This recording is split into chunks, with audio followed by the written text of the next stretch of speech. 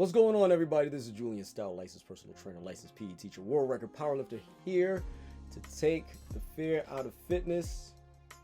Oh, I actually forgot one. I'm now a special education teacher. Today's topic is, what do you need to do to improve your fitness? And today's topic is really important to me because I've been doing some reading over the summer. And one of the things that I read over the summer is Atomic Habits by James Clear. And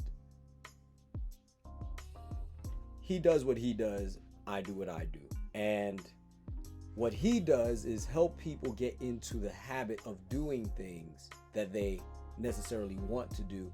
And even if they don't want to do it, they find the better side of things, right?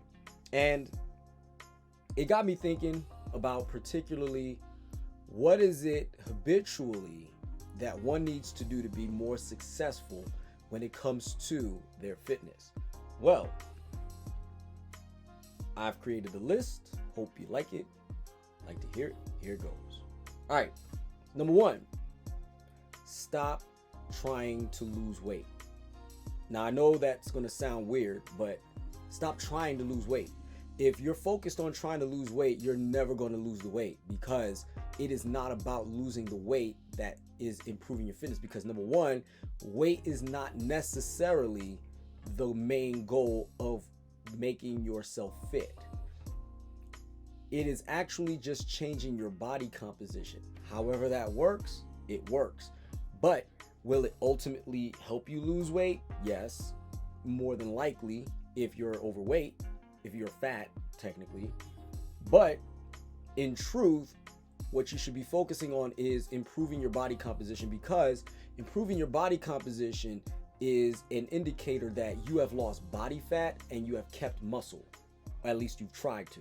Sometimes there's no getting around it. You're going to lose a little bit of muscle in the journey of losing your body fat, but sometimes it is not necessary for you to do so. And with that being said, the first thing I want y'all to understand is that it's not about necessarily losing weight. So if you go into the gym working out with the expectation at the end of the week or the beginning of next week that you're going to lose weight, you're going to be sadly disappointed at times, because sometimes you build muscle before you lose body fat.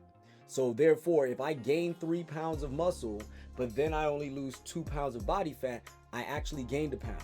And when I look at the scale and it sees that I gained weight, it's demoralizing. So therefore, it's not necessarily something that you want to experience if you're in the mindset of losing weight. All right. Number two, go to the gym and go often. And when I say go to the gym, I literally mean get your behind up and go. Even if you spent 5 minutes in there, it is better than you not going at all. I'd rather you go for 5 minutes and leave than to go, or I should say not go, and then beat yourself up over the course of however long you're going to do that and go into that downward spiral about your failures versus your successes. If you go to the gym, work out for 5 minutes and leave, it is a lot better than you sitting on the couch playing 2K, playing Madden, playing Fortnite, and playing whatever else it is that you're playing. Number three, focus on the things you can control. So now what do I mean by that? Focusing on the things you control literally means just that.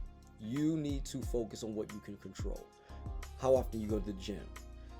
What are you buying inside of your home to put inside of your body? Those are things you can control. How much water are you drinking? How much food are you eating? Are you actually going to the gym? Right? Are you spending 5 minutes, 10 minutes, 20 minutes, 40 minutes, hour and a half, 2 hours? All of those are relevant, right? Focus on what you can control.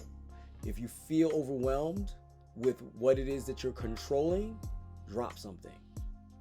Put it in somebody else's control and see how that works instead, as opposed to simply trying to hold on to everything under the sun to be under your thumb. So if you feel like nutrition is beyond your control, put it in somebody else's hands. Make somebody else feed you. have them cook for you and put food in front of you and tell you to eat it, and you're not moving until you do. Yes, it sounds like you're 5 years old. Yes.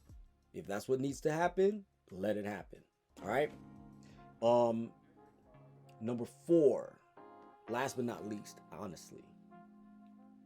Number 4 is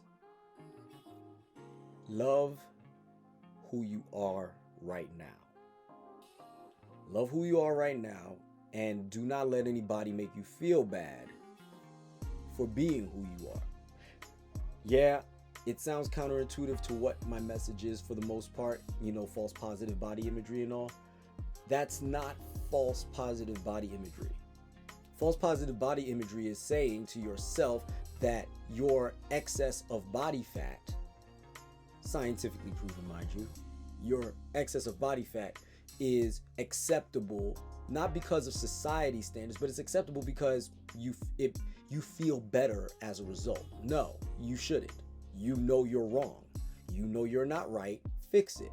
However, that in the same breath, you have to love yourself as you are in order to look yourself in the eye and tell yourself the truth.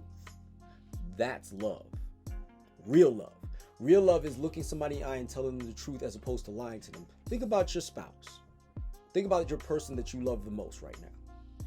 If they asked you a question and you knew that they were about to feel a certain type of way, and you know deep down inside that people are not going to receive them based on the lie you told them, how is that going to go over with them when they come back?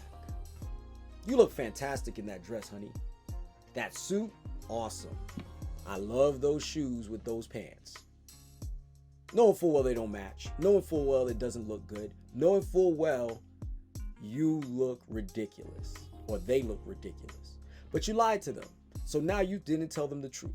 So now instead, the hurt feelings are amplified.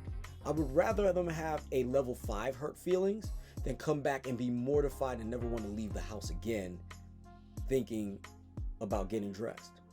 Now, think about that episode of Seinfeld where Elaine thought she could dance, and they let her think it.